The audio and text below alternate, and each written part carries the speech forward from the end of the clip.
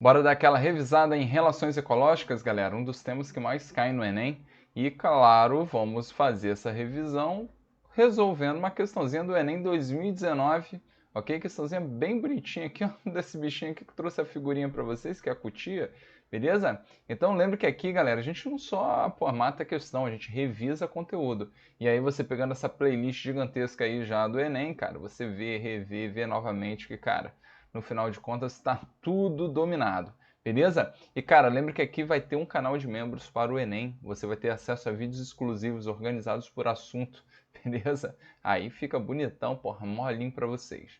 Maravilha? E se inscreva no canal, né, galera? Para dar aquela força pro professor que, pô, tá aí ralando pra caramba, botando muita raça de conteúdo aí na mão de vocês.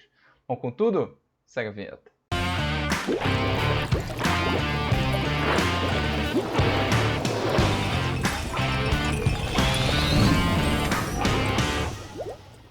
Pronto, galera, estamos de volta. Olha só que fofinha essa história das cutias, tá? Que são pequenos roedores das zonas tropicais que transportam pela boca as sementes que caem das árvores, mas em vez de comê-las, enterram-nas em outro lugar. Esse procedimento lhes permite salvar a maioria de suas sementes enterradas para as épocas mais secas, quando não há frutos maduros disponíveis. Cientistas descobriram que as cutias roubam, olha só, gente, as cutias roubam as sementes enterradas por outras cutias, hein? E esse comportamento de ladroagem faz com que uma mesma semente possa ser enterrada dezenas de vezes. Bom, galera, essa questãozinha eu vou fazer assim em 1 minuto, tá? Mas eu vou ampliar, beleza? Por que em 1 minuto? Para vocês também sacarem as maldades que, pô, podem fazer com que vocês ganhem tempo no Enem. Quem, né, professor que, pô, resolve questões e não se preocupa no tempo, o cara tá fora, né, da realidade do Enem. Eu tenho que pensar sempre no tempo. Então vamos lá. Primeira ideia que a gente está fazendo aqui, galera, que é uma relação que rola entre cutias, entre indivíduos da mesma espécie. Ou seja, a gente está falando de uma relação, ok, que ela é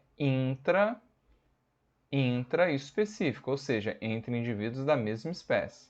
Beleza? Esse é o papo. Nisso aí você já matava a questão. Por quê? Sinfilia, que depois a gente vai falar, ó, né, que é sinônimo de esclavagismo, é uma relação específica. Então tiraríamos. Predatismo, um indivíduo que come o outro de uma espécie também diferente, então interespecífica. Parasitismo, a relação que rola dependência, só que também entre indivíduos de espécies diferentes, como essa lombriga aí que está no seu intestino, beleza? E aí você tem competição e tem um comensalismo. Comensalismo são relações também interespecíficas, mas, né, e zero, ok? Ou seja, positivo para um e neutro para outra. Né? A gente tem um exemplo clássico aí do tubarão. Aí, que maravilha. E aí sobrou D, acabamos a questão. Pô, você não precisava saber nada muito além disso. Né? Só a diferença entre relação intraespecífica e relações interespecíficas.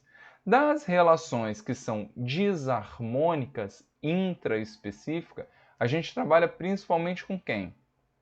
Com o canibalismo, ok? Aquele papo do leãozão, né? Que se não chegou a janta, meu irmão, lá bonitona na mesa, ele vai comer, né, um indivíduo da mesma espécie, normalmente um filhote ou um outro indivíduo doente, enfim, né? Tá, tem que alimentar o leão, tem jeito. E tem a competição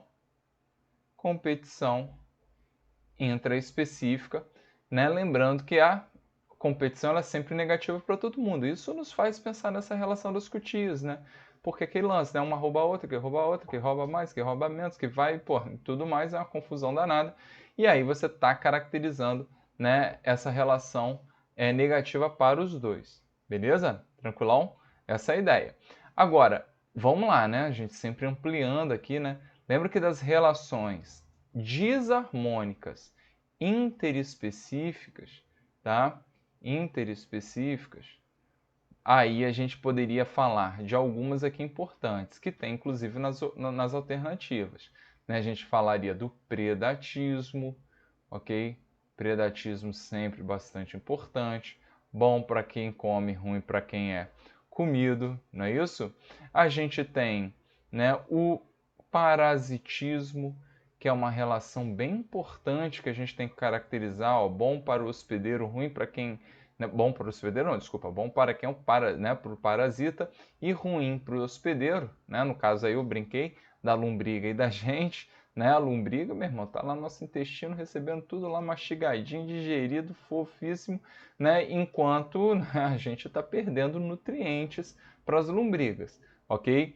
E aí lembra da relação bacana para o parasitismo de dependência também, beleza? Né? Então essa lombriga ela depende de você, ela tenta, né, tirar o mínimo possível para a sobrevivência dela, porque não é interessante que você morra, já que ela está se alimentando do que você ranga, beleza? Tranquilo? Então essa ideia é bem legal para o parasitismo. E aí fiquem atentos, ok? Eu já botei bastante exemplo ó, nesse videozinho aqui de relações ecológicas, ok? Que, meu irmão, é um resumão que fala aí sim de todas as relações, beleza? A gente tem também aqui, ó, para chamar a atenção, né? Vou botar uma que não foi falada nas alternativas, que é o amensalismo.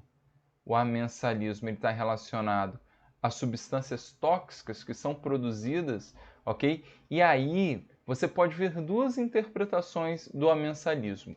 Alguns botam positiva e negativa, ok? Principalmente, né, porque eu estou falando de substâncias tóxicas que impedem o desenvolvimento da outra, né? Por exemplo, eu tenho um penicílio, né, um fungozinho que produz, né, uma substância que impede a proliferação de bactérias. Então, muitas vezes, né, o cara ele diminui, né, a competição com outros organismos, já que ele tem essa produção aí de substâncias tóxicas. Mas tem um caso, por exemplo, da maré vermelha, que né, são os dinoflagelados, que são algas que produzem toxinas. E, cara, elas já produzem naturalmente. O grande lance é que em grande quantidade acabam produzindo grande quantidade de toxinas e por isso pode levar à morte de organismos. Mas para ela, cara, isso não tem benefício algum. Então, muitas vezes vocês vão ver a interpretação do amensalismo, ó, zero e negativo. Beleza? Tranquilo? E aí a gente teria nada mais nada menos do que está aqui, ó, que é a sinfilia ou esclavagismo. Tá? Eu gosto mais do termo esclavagismo porque aí né, o nome já me diz bastante sobre o conceito tá, dessa relação. Então, o esclavagismo, deixa eu botar aqui, ó, né, é bom para quem utiliza o trabalho do outro, que perde energia, ó, então é negativo. Beleza? O caso mais clássico do esclavagismo é o da formiga e do pulgão. Beleza? Então, um papo bem bacana aí para vocês né, estudarem. E aí tem, por que não, a competição interespecífica, que parte da mesma ideia. Vai competir por comida, vai competir por hábitat, ok? Agora pode ser entre indivíduos de espécies diferentes. Maravilha? Tranquilo, gente? Então, é mais ou menos essa ideia. Realmente ficou letra D. A competição, só que é uma competição intraespecífica entre indivíduos aqui, ó, né, da cutia, mas foi bom que a gente aproveitou, ó, e fez a revisão aí de outros conteúdos. Beleza? Vamos com tudo. Até a próxima.